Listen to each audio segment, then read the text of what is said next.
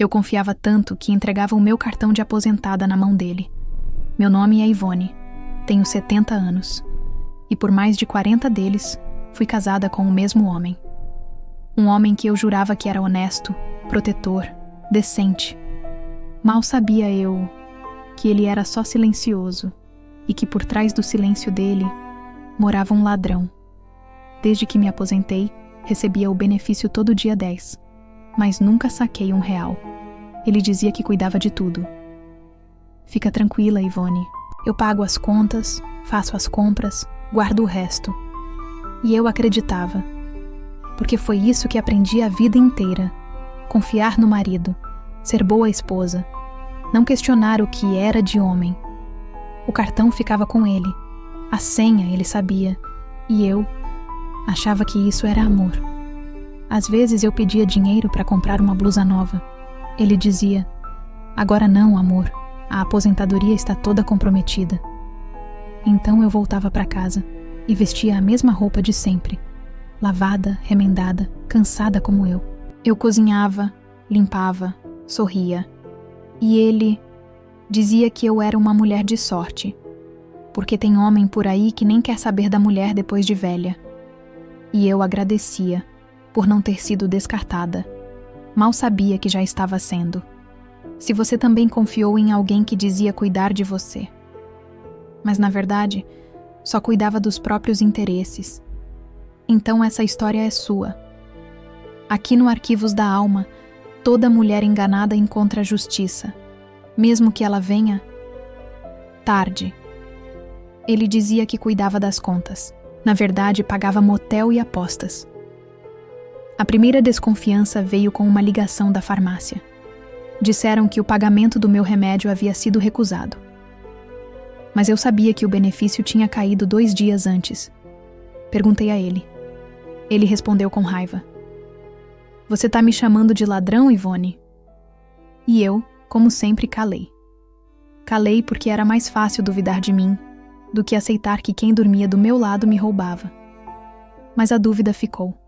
Começou a crescer. Passei a olhar os extratos.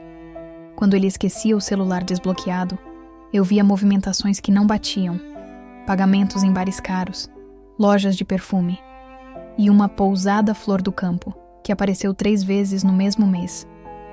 "É para reuniões de trabalho", ele dizia. Mas o homem já estava aposentado há 5 anos. Foi aí que o mundo caiu de vez. Achei no bolso dele um recibo, com o nome de motel. Aos 70 anos, com o corpo cansado e as mãos enrugadas, eu chorei como uma menina de 15. Mas depois do choro, veio outra coisa. A lucidez. Eu não podia mais ser a mulher que pergunta. Eu ia ser a mulher que descobre. Na mesma semana, pedi ajuda à minha sobrinha, advogada. Mostrei tudo. Ela não disse que eu era burra. Não disse que eu fui fraca. Ela só olhou e respondeu: "Vamos virar esse jogo, tia. Mas vai doer." E eu disse: "Eu já vivi uma vida inteira doendo. Agora eu quero viver doendo em quem fez isso comigo." Descobri tarde demais. Mas ainda há tempo de virar o jogo. Quando a ficha caiu, eu já estava com o nome sujo. Contas atrasadas, telefone cortado e até um aviso de corte da luz. Enquanto isso, ele comprava uísque importado, almoçava fora e dizia para mim: "Você precisa aprender a viver com pouco." Mas quem precisava aprender a viver com vergonha era ele. Durante 2 dias, chorei sozinha. Olhava para o espelho e não via mais a mulher que eu fui. Só uma sombra de quem confiou demais. E acordou no meio de um pesadelo. Pensei em ir embora. Pensei em gritar. Pensei até em desaparecer. Mas minha sobrinha segurou minha mão e disse: "A senhora não vai fugir, tia. A senhora vai lutar. Com documento, prova e lei." E foi o que eu fiz. Comecei a tirar cópias de extratos bancários. Gravei conversas escondidas. Salvei áudios em que ele dizia: "Você acha que tem direito a alguma coisa? O dinheiro é meu agora." Cada frase dessas era um tijolo na construção da minha justiça. Aprendi o básico do que chamam de desvio patrimonial. Como provar que ele usava minha aposentadoria sem meu consentimento. Como montar um processo. Como proteger meu nome, minha casa, meu futuro. Ele achava que eu estava deprimida, que eu tinha desistido. Mas o que ele não sabia é que eu estava mais viva do que nunca. E pela primeira vez em 40 anos, respirando só por mim. Reuni provas com a ajuda de uma advogada da família. Minha sobrinha, Aline, tem 32 anos. É filha da minha irmã mais nova. Sempre foi calada, observadora, mas com os olhos de quem não tolera injustiça. E quando ela viu os extratos, os áudios, os comprovantes, ela não hesitou. Ele te roubou, tia, e a senhora tem como provar. A gente vai entrar com processo e ele vai pagar. Nunca pensei que uma mulher tão jovem me daria a coragem que um homem velho passou a vida me tirando. Começamos a catalogar tudo. Colocamos datas nos prints, nas gravações, nos extratos. Criamos pastas digitais e impressas. A cada novo documento, eu sentia um peso saindo das minhas costas e um novo tipo de força entrando nos meus ossos. Era como se, depois de anos calada, eu finalmente aprendesse a gritar, com papel timbrado. Descobrimos que ele usava minha aposentadoria há mais de 7 anos para manter outra mulher em um flat no centro, que ele tinha feito um cartão adicional no meu nome e que existiam dívidas em meu CPF que eu nunca vi. Era como se eu fosse uma sombra financeira e ele o ladrão sorridente. Mas agora ele ia ter que me encarar como outra coisa, como a dona do processo. Aline disse que com aquele material todo, dava para pedir separação litigiosa, pedido de bloqueio de bens e até penhora de parte da aposentadoria dele, para compensar o que me tirou. Eu tremia por dentro, mas sorria por fora, porque quando uma mulher velha aprende a usar a lei, ela vira o pesadelo de quem achou que ela ia morrer calada. Gravei confissões, baixei extratos, montei a armadilha jurídica. Comecei a observar tudo com olhos de lupa. Cada frase dele virou munição. Cada recibo, uma armadilha. Com o celular escondido no bolso do avental, gravei conversas que antes eu apenas engolia em silêncio. Você não sabe viver sem mim. Todo mês é a mesma coisa. A aposentadoria é nossa. Você é velha demais para essas paranoias. Essas frases ditas com desprezo viraram provas judiciais. Com a ajuda da minha sobrinha, baixamos todos os extratos bancários dos últimos 5 anos. Mapeamos gastos em bares, sites de aposta e até um salão de beleza que eu nunca pisei. E quando confrontado, ele só dizia: "Prova que fui eu, pois agora eu podia." Aline criou um dossiê completo.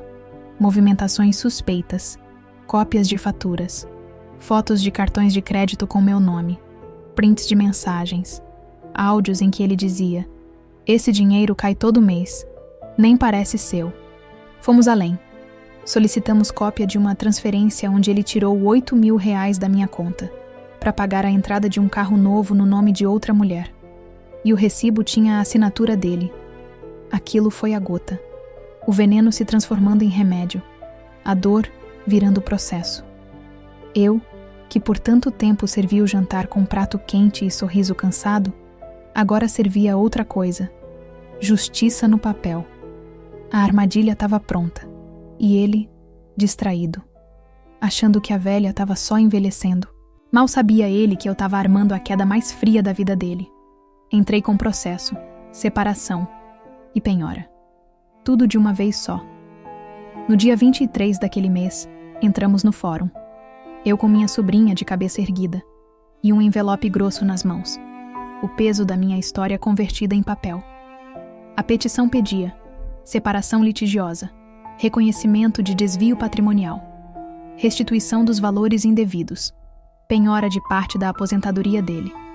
Quando ele recebeu a intimação, pensou que era piada, mas não era. Ele chegou em casa vermelho, aos gritos: "Você vai me arruinar, Ivone." E eu respondi com a voz mais calma que já usei: "Não, quem te arruinou foi a sua arrogância. Eu só tô devolvendo." E fui pra cozinha, como se nada tivesse acontecido. Mas ali dentro, Algo havia mudado para sempre. Nas semanas seguintes, ele tentou me convencer a desistir. Prometeu me devolver tudo.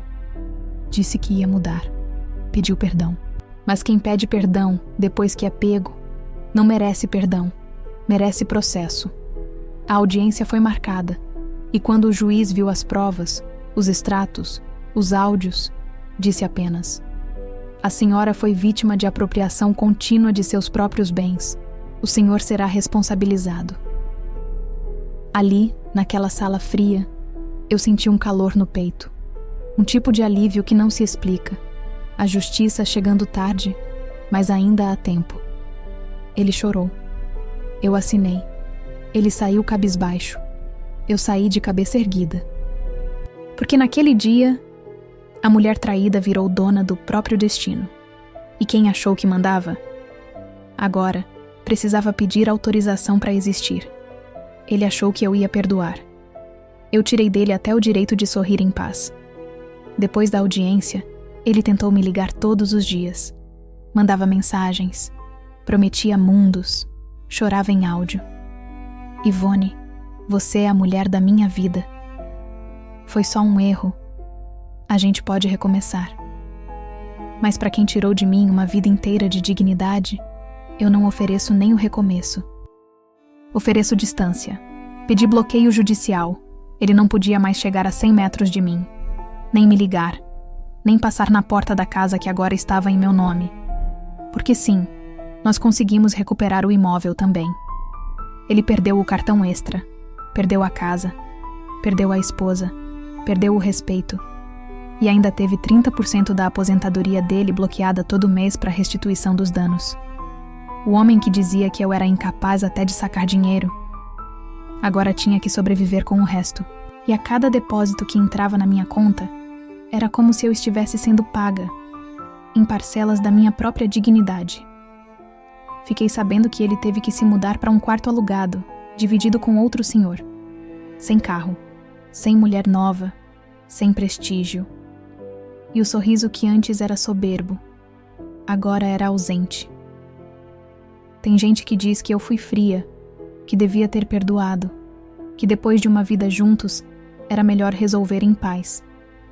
Mas ninguém viveu no meu corpo. Ninguém viu a conta de luz cortada enquanto ele brindava no motel. Ninguém chorou no travesseiro que ele trocou por outro colo. Eu não perdoei. Eu processei. E isso, para mim, foi mais limpo do que qualquer perdão. A aposentada enganada virou a única dona da casa. E da justiça que ele nunca esperava. Hoje, aos 71 anos, acordo cedo, coloco o café no fogo e abro a janela da sala da casa que, por décadas, ele achou que era dele. Mas hoje, tudo aqui é meu. Meu nome, minha conta, minha história, reescrita com sangue frio e papel timbrado. Não sou milionária, não fiquei famosa. Mas conquistei algo que nem todo mundo tem coragem de buscar: justiça emocional e financeira. Toda vez que o depósito judicial entra na minha conta, eu não penso em dinheiro.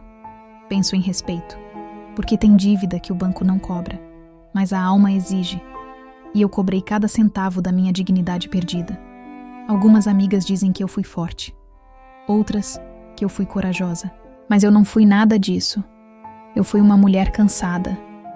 Cansada de ser feita de boba, de ser usada como criada, de dar tudo e receber migalha. Hoje, ele mora num quartinho de fundos e dizem que mal conversa com os vizinhos. Passa os dias sentado, vendo televisão. Vive perguntando por mim. Mas agora, ele me vê só na memória e cada lembrança minha tem o som de uma sentença.